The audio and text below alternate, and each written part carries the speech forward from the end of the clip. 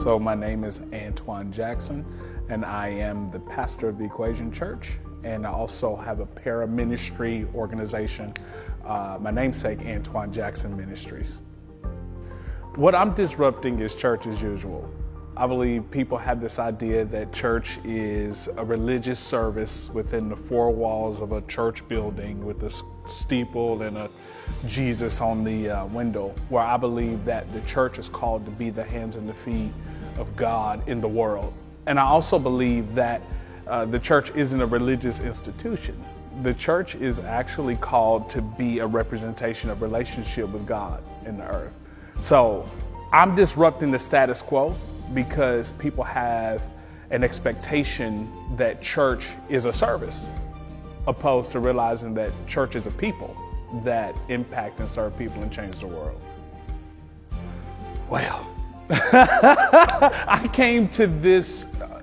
really came to this understanding and revelation because I got frustrated with church experiences. I was at a place where I'm reading this book of what I guess God's expectations and heart is, but not necessarily seeing that in a church environment. I saw a lot of people that were hurt by church. I saw a lot of people that were rejected in a place that was supposed to show them love. And I felt that it was necessary to create a church for people that was tired of church as usual, that would accept people that would walk through the doors of the church, not judge them where they are, but also be a place of empowerment. I just didn't believe that the church was supposed to impact one aspect or facet of your life.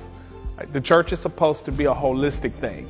And so I wanted to disrupt the status quo by building a group of people that knew that they were accepted where they came. Well, I mean, I've had many of those. I've had several of those experiences that have caused, shifts in my life. One particularly was a breakdown of relationship that I had with my pastor. I had a breakdown of relationship because I did not want, as my philosophy was changing about church, I never wanted to be in conflict with the way that he led the church or his ideals concerning the church.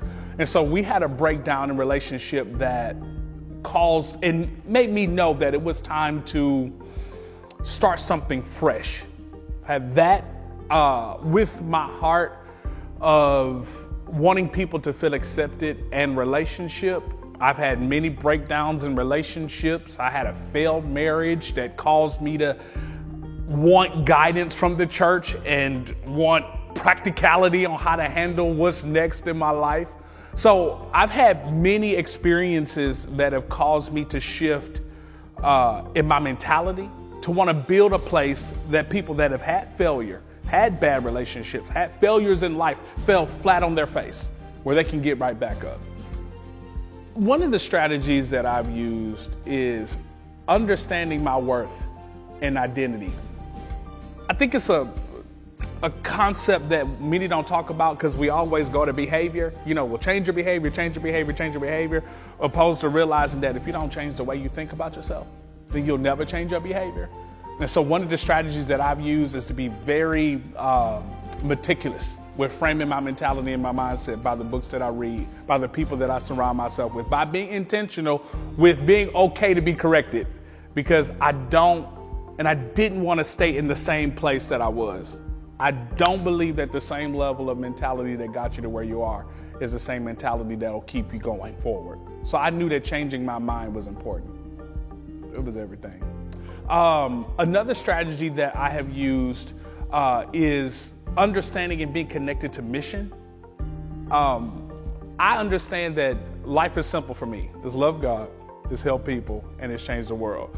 If I don't have that mission in my head, it won't cause me to go forward. So I am very mission driven every day. I'm on assignment. I want to impact the people that I'm around, and I'm intentional with my life. And so mission is huge for me. If I don't have anything to strive for, then I know that I won't be successful in life. So mission is huge for me. Another strategy that I have used is to stay humble. I think the definition of pride for me is a closed perspective. And so I've learned to stay humble, a life learner. I just keep my ears and my mind open. I'm always discerning and paying attention to people and watching and learning and growing. And so that strategy for staying humble, I think, has also positioned me for success because I'm just open-minded. I'm not a closed-minded person. I'm really open to learning from others and experiences and using those things to make me better. My name is Antwain Jackson. I'm a dreamer and a disruptor.